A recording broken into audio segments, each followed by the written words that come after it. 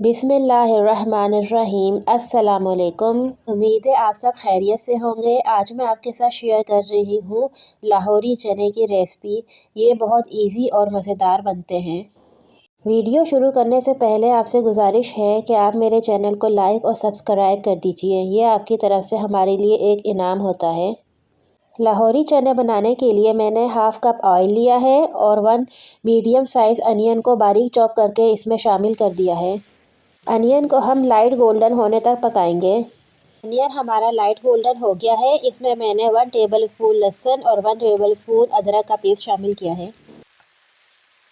अदरक और लहसुन के पेस्ट को हम 2 मिनट तक पकाएंगे। ये मैं आपको 1 केजी सालन की रेसिपी दे रही हूँ। इसमें मैंने 1½ टीस्पून लाल मिर्च पाउडर शामिल किया है, 2 टीस्पून सॉल्ट और 1/4 टीस्पून हल्दी पाउडर शामिल किया है। अब हम मिर्चों को 2 मिनट तक भूनेंगे कि इनका कच्चापन दूर हो जाए। और इसके साथ मैंने 3 मीडियम साइज़ टमाटरों का पेस्ट बनाकर इसमें शामिल कर दिया है। अब हम ग्रेवी को 2 मिनट तक पकाएंगे।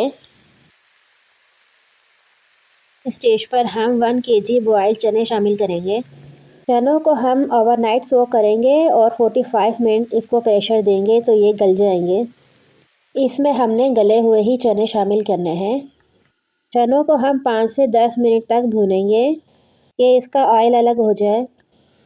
चनों में अभी हमने पानी बिल्कुल भी शामिल नहीं करना, सिर्फ पानी का छींटा देते हुए इसको भूनना है।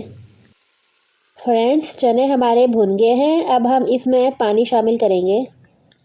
इसमें हम 4 गिलास पानी शामिल करेंगे।